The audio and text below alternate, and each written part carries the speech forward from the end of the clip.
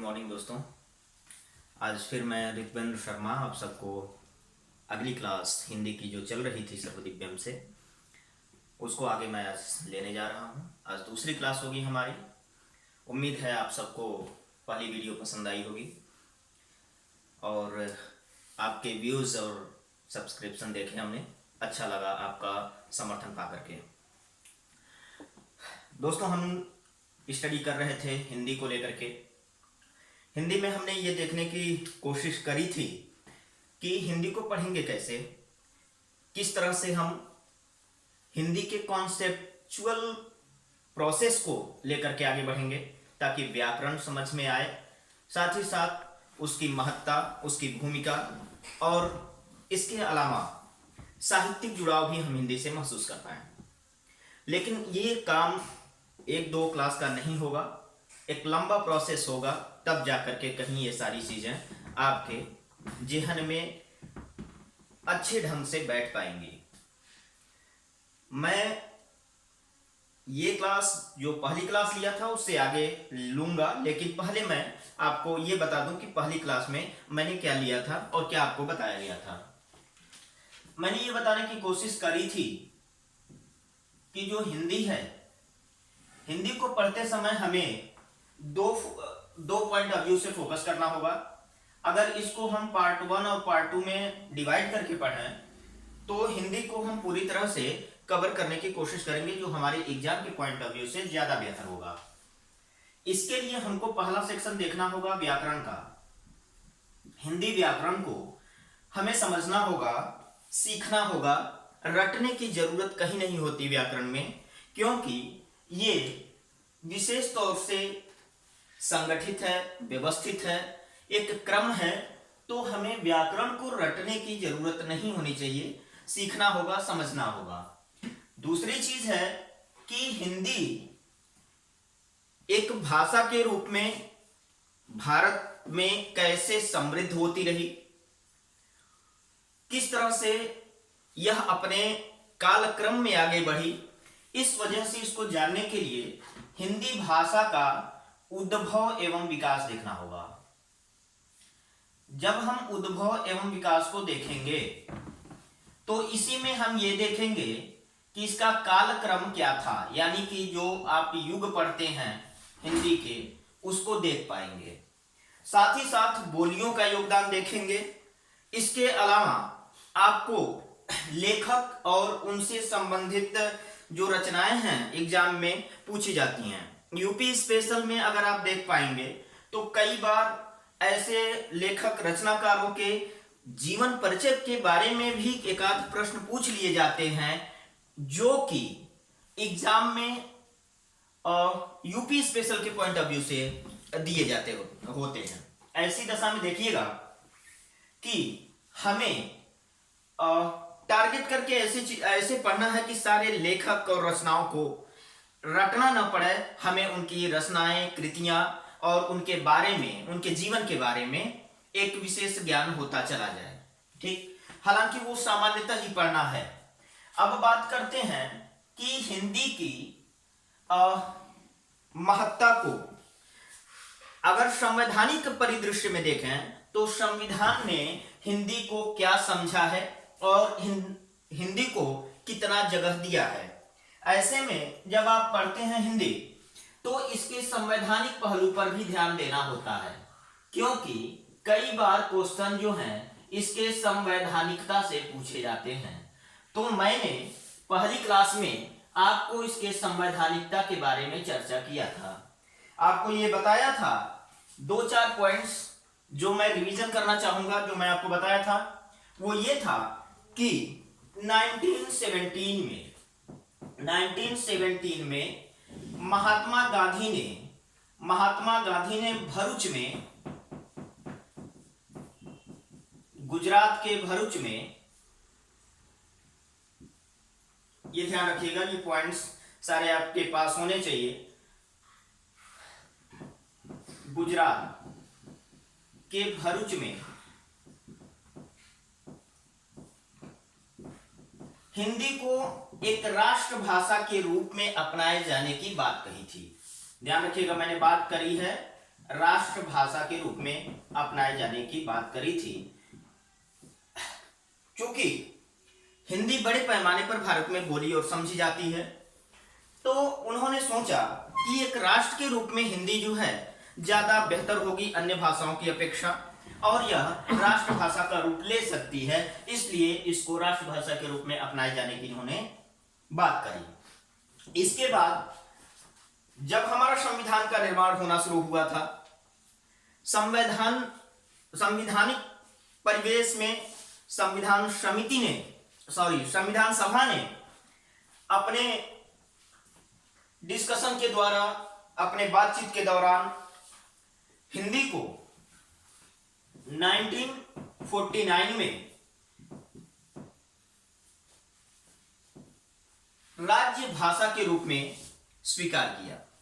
अब मैं राष्ट्रभाषा नहीं कह रहा था, अब मैं कह रहा हूं राज्य भाषा। 1949 में राज्य भाषा के रूप में या राजभाषा के रूप में हिंदी को स्वीकार करा था। किसने? संविधान सभा ने, एक मत से। संविधान सभा ने एक मत मतलब सर्वसम्मति से, उसमें ज्यादा किंतु परंतु जैसी चीजें नहीं थी। डिस्कशन के बाद निष्कर्षतः संविधान सभा ने राजभाषा को एक मत के रूप में स्वीकार किया था, और यह जो टाइम था, डेट था, 14 सितंबर था। 14 सितंबर। इस वजह से देखना दोस्तों कि जब 1950 आया, तो इस समय हिंदी को राज्य भाषा के रूप में ज्यादा महत्व दिया जाने लगा। इसकी जो महत्ता है वो जो है बढ़ गई। बात करें 1953 की। 1953 की अगर बात करते हैं तो 1953 में राष्ट्रीय भाषा प्रचार समिति, वर्धा नाम से यह प्रचार समिति थी। तो राष्ट्रीय भाषा प्रचार समिति या राष्ट्रभाषा प्रचार समिति वर्धा ने 14 सितंबर को हिंदी दिवस के रूप में पहली बार मनाया। 14 सितंबर को हिंदी दिवस के रूप में पहली बार मनाया, और तब से 14 सितंबर को हिंदी दिवस मनाया जाता है। तो ऐसे दशा में जब हम हिंदी दिवस की बात करते हैं, तो हिंदी दिवस को मनाया जाना हमारे देश के लिए हिंदी की महत्ता, उसको जनमानस तक की एक भाषा के रूप में स्थापित करने की, साथ ही साथ वैश्विक परिदृश्य तक हिंदी को पहुंचाने का एक बेहतर माध्यम रहा। इसके अलावा जब हम बात करें, ये तो थोड़ा सा ऐतिहासिक बिंदु रहा। जब हम संवैधानिक स्थिति इसकी देखते हैं, तो हम फर्स्ट ऑफ ऑल यह पॉइंट पाते हैं कि संविधान के भाग 17 में, भाग 17 में राजभाषा की बात की गई। राजभाषा से संबंधित यह भाग दिया गया। ठीक, इसमें यह भाग 17 याद रखेंगे आप, राजभाषा से संबंधित है। अच्छा, संबंधित अगर अनुच्छेद की बात करें, हम आर्टिकल्स की बात करें, तो 343(1) यही वह अनुच्छेद है जिसमें हिंदी को राज्य भाषा तथा देवनागरी लिपि के रूप में स्थापित किया गया था, माना गया है इसको। अच्छा, यहां से लेकर के अनुच्छेद, संविधान के अनुच्छेद 351 तक इसकी चर्चा की गई है कि हम राज्य भाषा के रूप में हिंदी के प्रयोग को कैसे रख पाएंगे। इसके अलावा एक चीज और हमें देखना था संसद की भाषा क्या होगी? संसद की भाषा, जैसे हमारे मेंबर्स पार्लियामेंट में जब जाते हैं तो वो किस लैंग्वेज में अपनी बात को रखेंगे? तो संसद की भाषा के रूप में ध्यान रखिएगा, हिंदी और अंग्रेजी दोनों को मान्यता प्राप्त है। ठीक, हिंदी और अंग्रेजी दोनों को मान्यता प्राप्त है। साथ ही साथ अनुच्छेद 120 की अगर बात करें, आर्टिकल 120 की बात करें, तो इसमें स्पेशल प्रोविजन भी दिया गया है कि यदि अध्यक्ष चाहे तो विशेष परिस्थितियों में किसी भी मेंबर के मातृभाषा के रूप को अगर वो प्रयोग करना चाहे, अपनी बात मातृभाषा में रखना चाहे, क्षेत्रीय भाषाओं में जहां पर वो जन्म लिया, जिस लैंग्वेज को वो जानता है उसमें रखना चाहे तो रख सकता है आर्टिकल 120 में। और इसी चीज को देखते हुए यह भी कहा गया कि हिंदी के साथ अंग्रेजी की निरंतरता बनी रहनी चाहिए। उम्मीद हमें यह थी कि जब तक अंग्रेजी जो है धीरे धीरे करके खत्म होगी, तब तक जो है हिंदी जो है अपना पूरा परिवेश पा चुकी होगी। ऐसी दशा में जब हिंदी अपना पूरा आकार ले लेती तो, और सभी जन समूह के द्वारा, सभी हमारे पॉपुलेशन जितनी भी है, सभी लोग पूरे राष्ट्र के रूप में हिंदी को स्वीकार करते, समझते, बोलते, अपने कार्यों को करते, तो संभवतः हिंदी आज राष्ट्रभाषा होती। लेकिन राष्ट्रभाषा और राजभाषा में यही डिफरेंस है कि राज्य भाषा सरकारी कामकाज की भाषा है, शासन की भाषा है, राज्य की व्यवस्थाओं की भाषा है।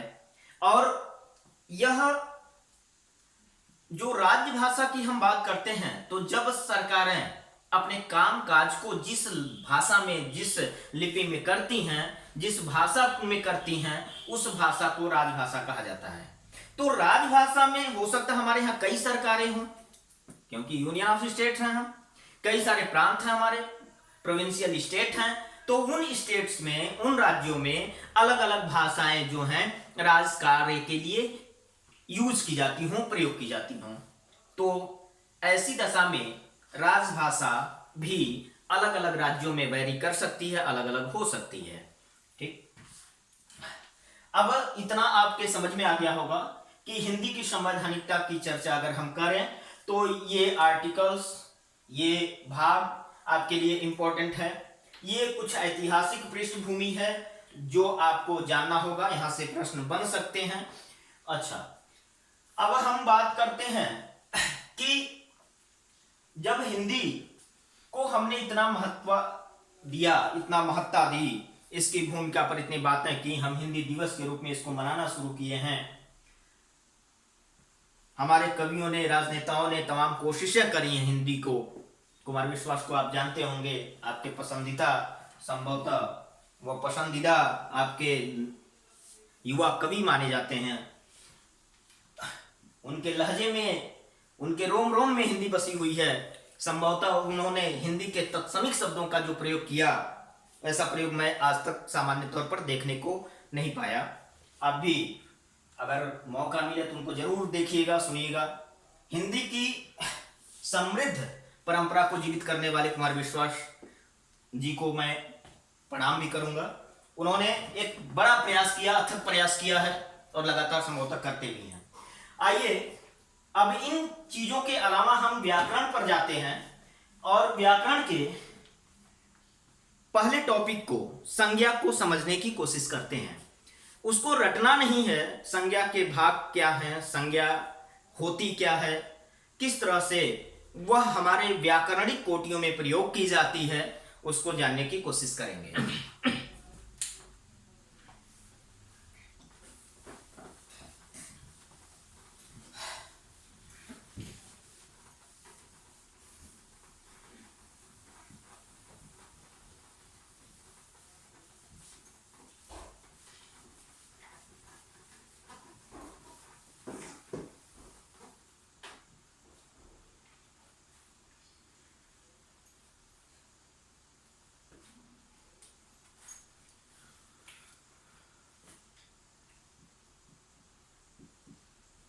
संज्ञा, नाउन, इसकी इंग्लिश नाउन होती है, लेकिन मैं आपसे कहूंगा कि यदि आप हिंदी पढ़ रहे हैं तो इंग्लिश बिल्कुल भी ध्यान ना रखिएगा। हिंदी को सिर्फ हिंदी मान करके हिंदी के संदर्भों में इसको यूज करिएगा। संज्ञा में हमें यह देखना है कि संज्ञा क्या है, पहली बात। दूसरी चीज ये कि हिंदी में इसका महत्व क्या है, क्या जरूरत है इसको पढ़ने की, इंपॉर्टेंस क्या है इसका। तीसरी चीज यह देखना है कि संज्ञा के जो ये भेद हैं वो कितने होते हैं, साथ ही साथ जो संज्ञा शब्द है उसकी रचना या बनावट क्या है। तो अगर आप संज्ञा शब्द की आप बात करते हैं तो हमें यह भी देखना होगा कि संज्ञा शब्द की रचना क्या है, इसमें क्या क्या प्रयुक्त हुआ है। जैसे हाँ, क्योंकि जब कोई शब्द निर्मित होते हैं तो संभव है कि वो उसमें कोई धातु हो सकती है, संभव है कि उसमें उपसर्ग हो सकते हैं, प्रत्यय हो सकते हैं। तो जरा देखें कि क्या संज्ञा में भी ये चीजें हैं। बिल्कुल हमें देखना होगा कि इसमें उपसर्ग क्या है। ये टॉपिक आएगा, हिंदी में पढ़ाया जाएगा आपको। इसमें धातु रूप क्या है, यानी कौन सी धातु प्रयोग हुई है संज्ञा शब्द में, साथ ही साथ इसमें प्रत्यय शब्द कौन सा यूज किया गया है। इसके बाद अब हम इसके भेद को जानने की कोशिश करेंगे कि इसके कितने भेद हैं। आज हम इस पर बखूबी चर्चा करने वाले हैं और हम यह देखने वाले हैं कि संज्ञा हमें रटना नहीं है, शब्दों को नहीं रटना है कि कौन सा शब्द कौन सा संज्ञा होगा, ऐसा कुछ भी नहीं करना है। चीजों को समझते हुए हमें आगे बढ़ना है और मुझे उम्मीद है कि इसके बाद आपको संज्ञा का कुछ भी, कहीं से भी कोई शब्द आपको परेशान नहीं करेगा, मेरा आपसे वादा है। आइए देखते हैं संज्ञा क्या है। देखिएगा, जब किसी ने आपसे पूछा संज्ञा क्या है तो आप परिभाषाओं पर मत जाइए, एक लाइन बोलिए, सीधे बोलिए कि नाम ही संज्ञा है, नाम ही संज्ञा है। संज्ञा दोस्तों, ही यहां पर व्याकरण एक संदर्भ में देखा जाए तो निपातव्य है, जो स्पेशल विशेष महत्व दे देता है बगल में प्रयुक्त किए गए शब्द को। तो ऐसी दशा में अगर हम कहें कि नाम ही संज्ञा है तो फिर अब क्वेश्चन आता है कि आखिर किसका नाम संज्ञा है। नाम तो सबके होते हैं, जो भी, जिसे हम टच कर सकते हैं, जिसे हम छू सकते हैं, जिसे हम महसूस कर सकते हैं, जिन चीजों को हम देख सकते हैं, हमारे समक्ष जो कुछ भी है वो सब संज्ञा है। मैं भी संज्ञा हूं, आप भी संज्ञा हैं। तो संज्ञा क्या है, तो उस नाम ही संज्ञा यदि है तो किसका नाम संज्ञा है, किसका नाम संज्ञा है। यहीं से इसकी परिभाषा गढ़ दी जाती है और कहा जाता है कि किसी व्यक्ति, वस्तु, स्थान और प्राणी आदि के नाम को संज्ञा कहते हैं। ठीक है, लेकिन जरा सा और इसको खोल के देखिए, थोड़ा सा एक्सप्रेस करके देखिए कि और हम क्या क्या लिख सकते हैं यहां। तो ध्यान देना दोस्तों कि किसी व्यक्ति, वस्तु, स्थान के अलावा उसके गुण, उसकी दोष, उसकी दशा, उसकी अवस्था,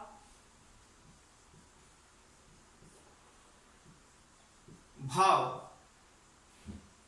प्राणी तो होगा ही, आदि के नाम को, आदि के नाम को ही संज्ञा कहते हैं। या किसका नाम जब आपने लिखा है तो क्या लिख सकते हैं, आदि का नाम ही क्या है, आदि का नाम ही संज्ञा है। इसके अलावा संस्कृत में एक बात लिखी जाती है, उसे यह लिखा जाता है कि सम्यक ज्ञायते अनज्ञा इति संज्ञा। यहां पर मैं लिख रहा हूं, अगर कभी आपको अच्छा लगे तो आप लिख सकते हैं सम्यक ज्ञायते अनज्ञा इति संज्ञा, इति संज्ञा। कहने का मतलब यह है कि जब किसी व्यक्ति, वस्तु, स्थान, प्राणी आदि के नाम की ठीक ठीक जानकारी हो, सम्यक मतलब ठीक होता है, ठीक, जब हम किसी चीज को ठीक से जानते हैं, जिस चीज की वजह से जानते हैं कि वो है क्या, मैं पहचानने की बात नहीं कर रहा हूं, मैं सिर्फ जानने की बात कर रहा हूं, तो ऐसी दशा में वो क्या कहलाता है? संज्ञा कहलाता है। मतलब कि अगर आपसे पूछा जाए संज्ञा क्या है, तो सिर्फ इतना कहना काफी है कि नाम ही संज्ञा है। किसका नाम? तो कुछ भी, किसी का भी नाम संज्ञा है। उसके लिए हमें नहीं सोचना है कि किसको हम संज्ञा माने, किसको नहीं माने। अगर नाम है तो संज्ञा है। अगर किसी चीज को हम टच कर रहे हैं, अगर उस चीज का नाम है तो संज्ञा है, ठीक। जिस चीज को हम महसूस कर रहे हैं उसका नाम है तो वो संज्ञा है। लेकिन कौन सी संज्ञा है, ये जब संज्ञा के भेद पढ़ेंगे तो आपको समझ में आएगा। अब अगर इसके महत्व की चर्चा करें तो आपको कहीं से रटना नहीं है कि इसका इंपॉर्टेंस क्या है, इसका महत्व क्या है। आपको बस इतना जानना है कि अगर संज्ञा ना हो तो क्या फर्क पड़ सकता है। अगर जो चीजें हमारे पास है सबका नाम है, ये पेन है, ये कलम है, जो कुछ भी है हमारे पास, अगर ये बोर्ड है, सब कुछ जो भी है, अगर उसका नाम है और वही संज्ञा है, और ये ना हो, ये नाम ना हो, तो फिर क्या हो सकता है। तो सबसे बड़ा इंपॉर्टेंस इसका यह है कि यदि इसके महत्व की हम चर्चा करते हैं तो संज्ञा की अनुपस्थिति, अगर संज्ञा ना हो, नाम ना दिया गया हो, नामकरण ना हो, तो फिर हम भाषा का प्रयोग कैसे करेंगे। अर्थात संभव है कि कॉन्सेप्चुअल प्रश्न आपसे पूछे जा सकते हैं कि भाषा के प्रयोग के लिए अनिवार्य तत्व क्या है। तो अगर भाषा के प्रयोग की अनिवार्य तत्व की बात की जाए तो निश्चित रूप से सारे जो कुछ भी आपको ऑप्शन मिले, जैसा भी ऑप्शन मिले, संज्ञा, सर्वनाम, क्रिया, विशेषण, अव्यय, कुछ भी ऑप्शन में मिले, चारों ऑप्शन चाहे जो कुछ भी हो, अगर उसमें संज्ञा है तो पहली प्राथमिकता आपको संज्ञा पर देनी होगी, क्योंकि भाषा के प्रयोग के लिए संज्ञा आवश्यक और अनिवार्य तत्व है। तो आपको ध्यान देना होगा कि भाषा के प्रयोग के लिए आवश्यक तत्व है, प्रयोग के लिए आवश्यक तत्व है या अनिवार्य तत्व है, आवश्यक है। अगर भाषा का प्रयोग करना होगा तो संज्ञा जरूर होगी, नहीं तो फिर हम भाषा का उपयोग नहीं कर पाएंगे, इसका प्रयोग नहीं कर पाएंगे। और पहली चीज, जानने के लिए इसका यूज होता है, जानने के लिए इसका प्रयोग किया जाता है, न कि पहचानने के लिए। अगर क्वेश्चंस आपसे ऐसे पूछे जाएं कि निम्नलिखित में से किस के द्वारा या किस व्याकरणिक कोटि के द्वारा हम पहचानने की बात करते हैं या किसके द्वारा हमें पहचान स्थापित करना होगा, तो ऐसी दशा में आंसर में आपके संज्ञा नहीं आएगा, वो विशेषण आएगा। क्योंकि पहचान के लिए जो प्रयोग करते हैं वो होता है विशेषण, तथा जानने के लिए जिसका प्रयोग करते हैं वो है संज्ञा। इसको थोड़ा सा व्यवहारिक स्तर पर समझने की कोशिश करें कि आखिर जानना और पहचानना में कैसे हम जानने की कोशिश करें। बाय द वे, मान लो कि हम क्लास ले रहे हैं, बहुत सारे स्टूडेंट्स यहाँ बैठे हुए हैं, और आपके ऑफिस में आपके मम्मी या पापा में से कोई आता है और वो एक प्यून से कहते हैं कि मुझे विवेक को बुलाना था, विवेक से मिलना था, मैं उसका पेरेंट्स हूं। अब ऐसी दशा में उसके माता पिता ने विवेक को बुलाने की बात कही और वहां का प्यून राजू क्लास में गया और उसने कहा विवेक कौन है, सर बुला रहे हैं, आपके मम्मी पापा आए हुए हैं। अब वहां पर उसने विवेक नाम लिया और कई सारे बच्चे खड़े हो गए क्लास में, संभव है कि एक से अधिक विवेक बैठे हों, और ऐसी दशा में वो वापस कंफ्यूज होगा, वापस चला आया। उसने पूछा तो वहां तो कई विवेक हैं, मैं नहीं जान पाया। वो जान तो रहा था, कहा कि मैं पहचान नहीं पाया। अब ऐसी दशा में उसको बताया जाएगा बताया जाएगा या कैमरे में दिखाया जाएगा कि वो देखो रेड शर्ट पहन करके जो बैठा है वही विवेक है। अब उसकी पहचान पुख्ता हो गई। अब वो जाएगा और कहेगा आप नहीं, केवल आप जो विवेक हो वो आप। यानी कि पहचानने के लिए विशेषण का प्रयोग किया गया। रेड शर्ट यानी कि उसके कमीज के कलर को बताया गया कि हाँ देखो इस कलर का पहना हुआ है तो ये विवेक है। कहने का मतलब ये हुआ कि जानने के लिए हम जिस व्याकरणिक टर्म का प्रयोग करते हैं वो संज्ञा है, जबकि पहचानने के लिए हम जिसका प्रयोग करते हैं वो क्या है, विशेषण है। ठीक, आगे चलेंगे तो हम देखेंगे कई बार हम संज्ञा और विशेषण में हम कंफ्यूज भी होते हैं, तो इसको कंफ्यूज नहीं होना है। आगे चल करके हम जानने की कोशिश करेंगे कि वाकई संज्ञा से विशेषण कैसे बनते हैं। इनको भी अगर बेहतर ढंग से हम समझ पाए तो धीरे धीरे हमारा हिंदी पर समझ जो है वो विकसित होती चली जाएगी। अब जरा आते हैं जो कि यहां से बहुत इंपॉर्टेंट क्वेश्चंस बन जाते हैं कि ये जो संज्ञा शब्द का निरूपण हुआ है, जो बनाया गया है ये संज्ञा शब्द, इस संज्ञा शब्द में उपसर्ग क्या है ये फिलहाल मैं अभी आपको यहां बता देता हूं। जब उपसर्ग प्रत्यय आदि के टॉपिक चलेंगे तो उसमें ये तीनों चीज बड़े अच्छे से पढ़ेंगे। जब आप क्रिया पढ़ रहे होंगे वहां पर आपको धातु के बारे में विशेष तौर से बताया जाएगा, क्योंकि बिना धातु के क्रिया का उद्भव संभव नहीं है। आते हैं देखते हैं। तो उपसर्ग में सम उपसर्ग है और अर्धवर्ण है म, इस वजह से यहां पर ध्यान दीजिएगा इसको। दूसरी चीज ज्ञ धातु से धातु में उपसर्ग लगा, साथ ही साथ इसका प्रत्यय लगा अंग। ठीक, अगर ये ना हो तो फिर ऐसी दशा में संज्ञा शब्द की रचना संभव नहीं हो पाएगी। तो क्वेश्चन पूछता है कि संज्ञा शब्द में प्रत्यय क्या है। इस तरह के तमाम ऑप्शन आपको दे दिए जाएंगे। कहा जाएगा कि चलो ये बताओ, ये है, ये है, ये है या ज्ञ। इस तरह के प्रश्न पूछे जाएंगे कि संज्ञा शब्द में प्रत्यय बताओ, प्रत्यय बताओ। अब आपके लिए दिक्कत हो सकती है, इस वजह से ध्यान रखिएगा और इसको नोट्स में विधिवत तौर पर समाहित करिएगा। जरा सा समझते हैं कि भेद क्या है। भेद को बताने के लिए मुझे इसको इरेज करना पड़ेगा, तो आप इसको लिख लीजिएगा वीडियो पॉज करके। आगे हम भेद पर चर्चा करते हैं।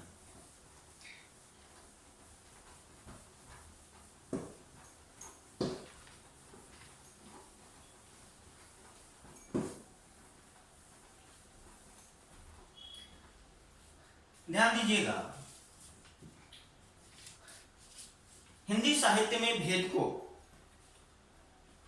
दो तरह से देखा जाता है।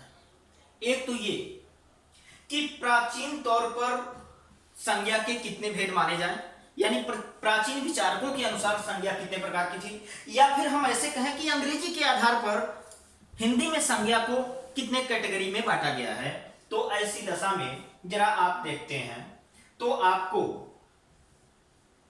यहां पर लिख लीजिएगा प्राचीन विचारकों के अनुसार या साहित्यकारों के अनुसार,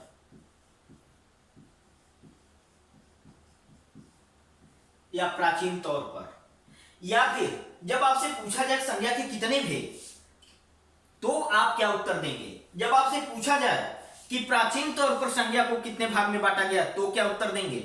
जब आपसे पूछा जाए सामान्यतः संज्ञा कितने प्रकार की होती है तब क्या आपका उत्तर होगा। जब आपसे क्वेश्चन किया जाए विशेष तौर पर संज्ञा के कितने भेद हैं तो क्या उत्तर होगा। जब क्वेश्चन पूछा जाए कि पंडित कामता प्रसाद गुरु के अनुसार संज्ञा के कितने भेद हैं तब क्या आपका उत्तर होगा। जब क्वेश्चन पूछा जाए कि आधुनिक चिंतन शैली में साहित्यिक तौर पर व्याकरण में संज्ञा को कितने परिप्रेक्ष्य में देखा जाता है तब आपका उत्तर क्या होगा। इसको समझने के लिए सारे इन प्रश्नों का उत्तर आपको मैं बताने जा रहा हूं, ध्यान से रखिएगा। तो प्राचीन विचारकों के अनुसार या प्राचीन तौर पर पुराने जो लोग रहे, जिन लोग जो साहित्य से जुड़े लोगों ने देखा और किया, अंग्रेजी को भी अगर शामिल करें तो अंग्रेजी के अनुसार हमने क्या देखा यहाँ पर कि कितने प्रकार के संज्ञा हैं। तो ऐसी दशा में पहला है व्यक्तिवाचक संज्ञा, व्यक्तिवाचक संज्ञा। दूसरा हम देखते हैं जातिवाचक संज्ञा, जातिवाचक संज्ञा।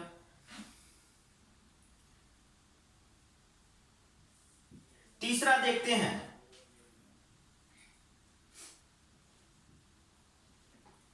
द्रव्य या समूह, कुछ भी लिख सकते हैं, पहले लिखिए समूहवाचक संज्ञा।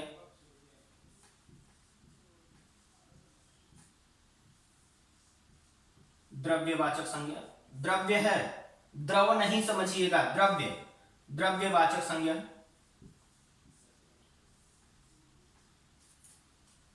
उसके बाद भाववाचक संज्ञा, भाववाचक संज्ञा। यानी कि कुल मिलाकर के अगर आप इसको देखना चाहें तो कितने हो गए, व्यक्तिवाचक, जातिवाचक, समूहवाचक, द्रव्यवाचक और भाववाचक, यानी 5 तरह से इसका डिवीजन है। तो सामान्यतः भी पूछे, यदि सामान्यतः पूछे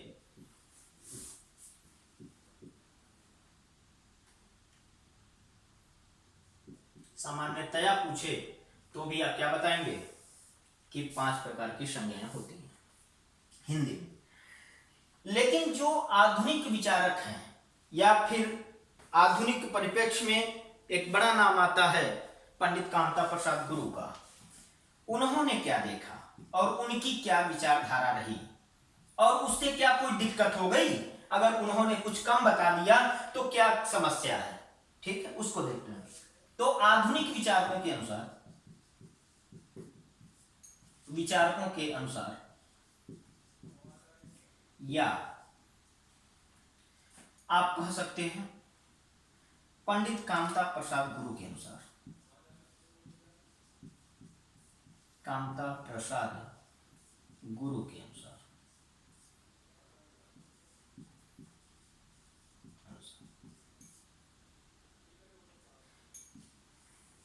इन्होंने कहा कि संज्ञा के मात्र 3 ही मुख्य भेद होते हैं। अगर क्वेश्चन पूछे कि मुख्यतः कितने भेद या विशेष तौर से संज्ञा को कितना भाग में देखा जाए, कितने भेद हम मान के चलें, तो ऐसी दशा में मात्र 3 आप मान के चलेंगे और वो है व्यक्तिवाचक, दूसरा को उन्होंने कहा जातिवाचक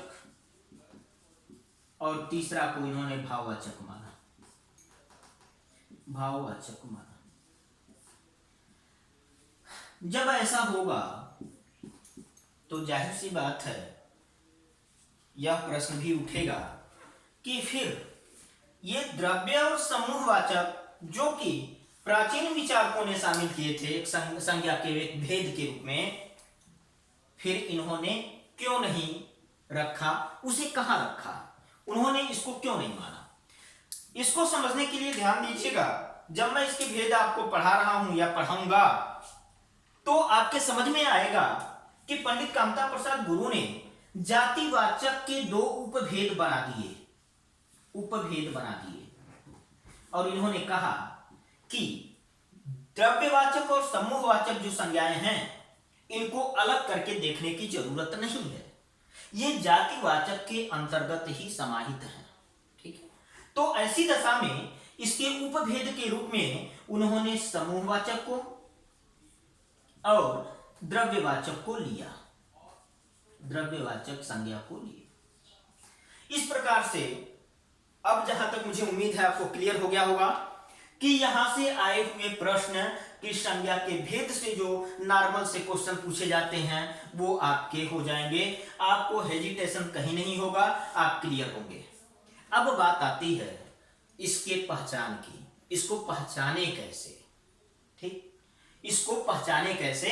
अब आखिर कौन सी संज्ञा व्यक्तिवाचक होगी, कौन सी जातिवाचक होगी, समूहवाचक कौन होगा, द्रव्यवाचक को कैसे जान पाएंगे हम, कैसे पहचान पाएंगे, और भाववाचक की पहचान हम कैसे कर पाएंगे, इसको देखने के लिए हमें अब इस संज्ञाओं के पहचान की ओर काम करना होगा। तो आगे हम देखते हैं संज्ञाओं का पहचान आप कैसे करेंगे।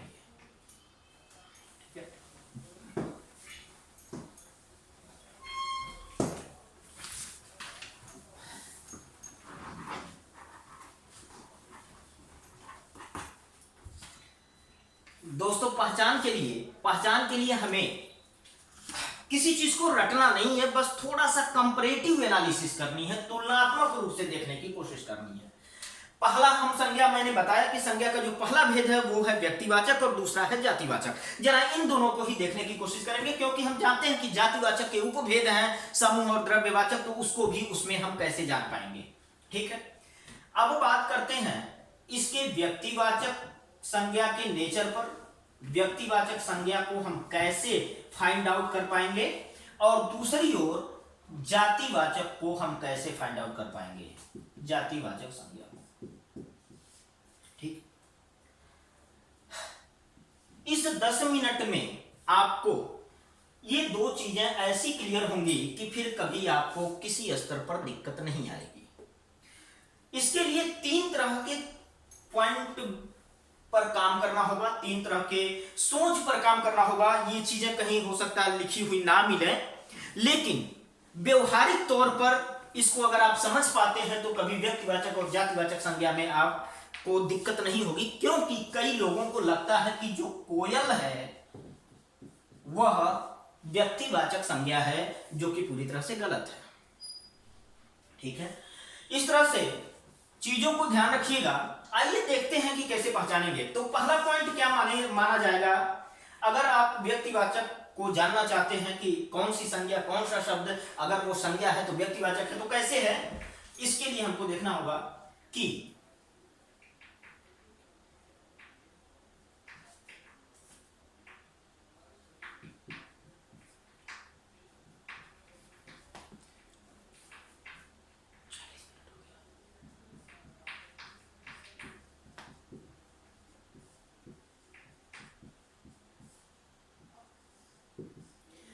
ध्यान दीजिएगा दोस्तों, मैंने ये कहा कि ये मात्र एक का ही बोध कराते हैं, सिर्फ एक, ओनली वन, केवल एक की बात, पर्टिकुलर एक की बात। लेकिन अगर इसको और सुधारना है तो हमको ये लिखना होगा कि ये मात्र एक विशेष का बोध कराते हैं, एक विशेष का बोध कराते हैं। ये विशेष शब्द हमने इसलिए लिखा है क्योंकि वही बात कि अगर विवेक को क्लास से बुलाना है, अब कई विवेक वहां उपस्थित हैं, तो फिर कैसे हम फाइंड आउट करेंगे कि व्यक्तिवाचक केवल एक होता है।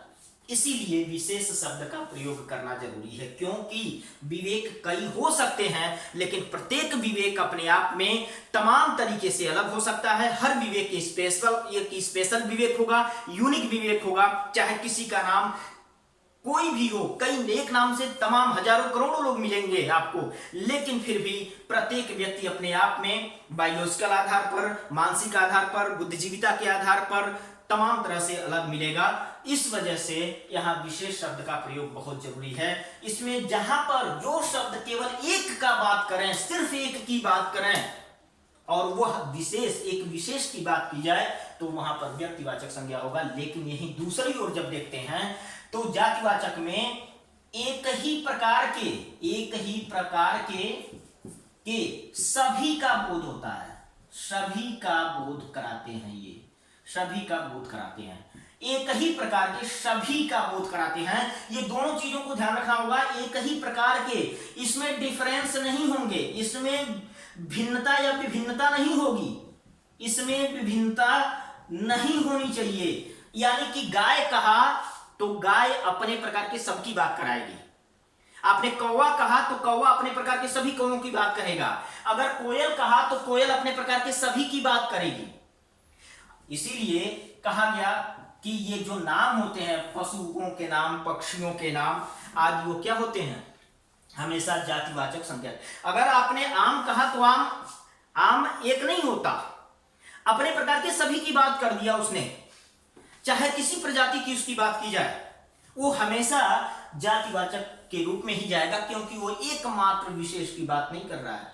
लेकिन जब इनका प्रयोग व्यक्तिवाचक से जातिवाचक के रूप में होता है या जातिवाचक का व्यक्तिवाचक के रूप में होता है, तो वहां हमें समझना होगा। जैसे महात्मा शब्द की बात करें तो महात्मा एक नहीं अनेक हो सकते हैं, लेकिन महात्मा गांधी की बात करें तो बापू तो एक ही था, महात्मा गांधी। तो ऐसी दशा में हमें एक विशेष और एक ही प्रकार के सभी को समझने की जरूरत होगी। ठीक, जैसे हमने कहा कुछ भी नाम लिया। अच्छा, एक चीज और, कई बार हम इस बात को भूल जाते हैं। कई बार क्वेश्चन पूछा, बताओ बाढ़ क्या है, भूकंप क्या है, ज्वालामुखी क्या है, क्या हुआ।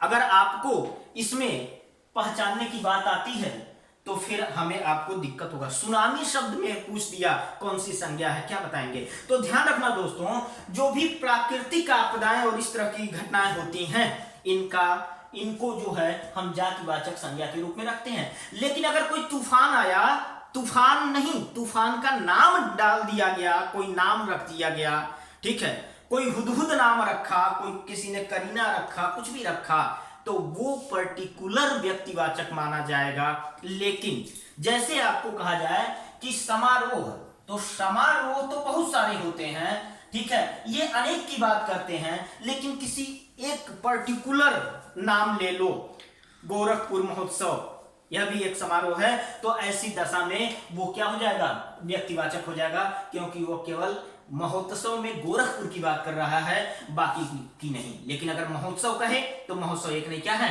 अनेक हो सकते हैं। अब इनको समझने के लिए केवल एक ही कॉन्सेप्ट बहुत है, बाकी दो पर भी हम चर्चा कर लेंगे। लेकिन अगर यह व्यक्तिवाचक और जातिवाचक को समझना होगा तो सिर्फ एक या अनेक की बात करनी होगी। यदि एक है तो व्यक्तिवाचक और अनेक है तो जातिवाचक होगा। इसमें आपको कंफर्मेशन बिल्कुल होनी चाहिए, कोई डाउट नहीं होना चाहिए। जैसे मैं पूछूं भगवान राम एक की अनेक, तो आप कहोगे राम तो एक ही है, भगवान राम एक ही हैं।